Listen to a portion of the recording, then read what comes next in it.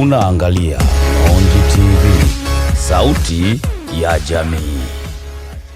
Bwana Yesu asifiwe, ndugu mtazamaji wa Onji TV. Uko na mimi mtangazaji wako Damson Notation, Damson Kasote.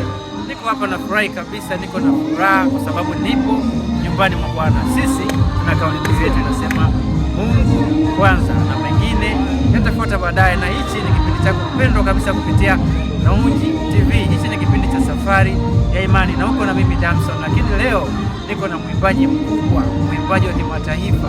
Mwanadada huyu ni hatari sana, anafanya kazi ya Mungu akimtumikia Mungu kwa uweledi kabisa, na leo nafurahi niko nyumbani kwake, nipo nyumbani mwa Bwana, nipo kanisani kwao. Dadangu, unaitwa nani bwana? Naitwa Eveta.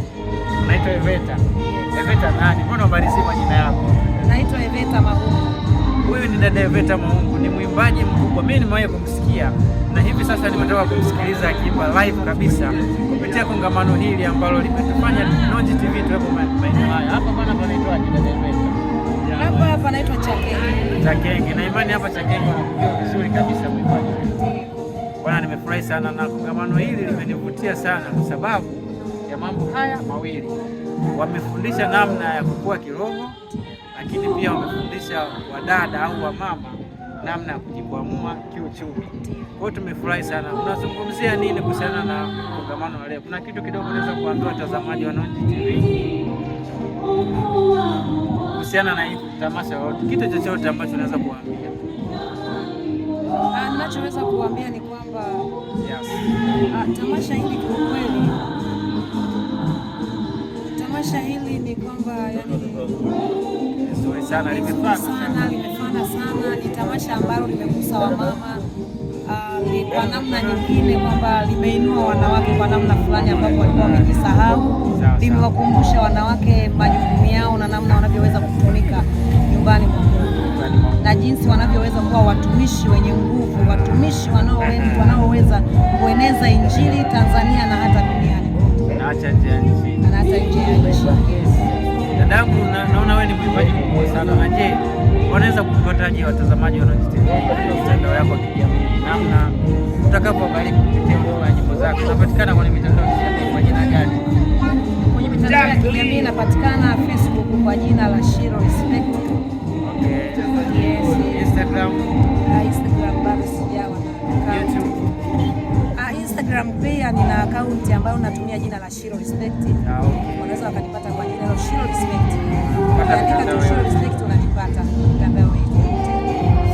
YouTube bado sijawa. Bado. Je, waambie watazamaji ujio wa nyimbo yako mpya, maana mimi nimebahatika kusikia kuimba live. Unategemea kuachia lini wimbo wako?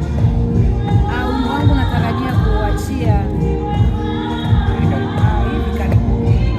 Nadhani wiki ijayo. Nimsemee mimi kwa sababu ana shauku sana watazamaji wa Onji TV muweze kupata wimbo wake. Dada, una neno lolote ambalo umesalia labda moyoni natamani usiondoke hapa bila kuambia watazamaji wako?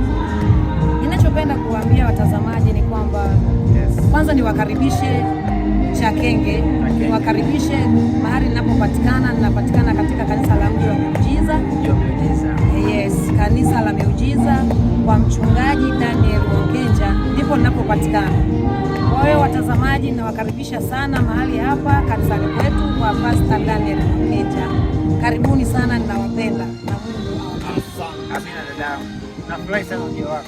Amina. Karibu sana. Amina. Nadhani ukijao nitakuwa na interview na wewe tena. Nitakuita mwenzi.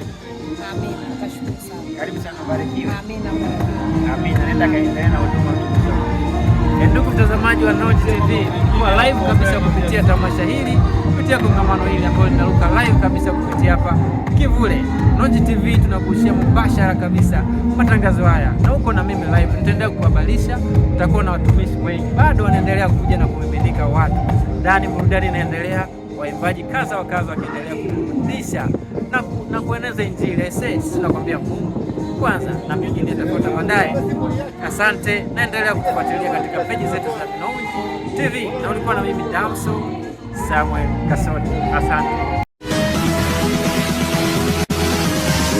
Unaangalia Onji TV, sauti ya jamii.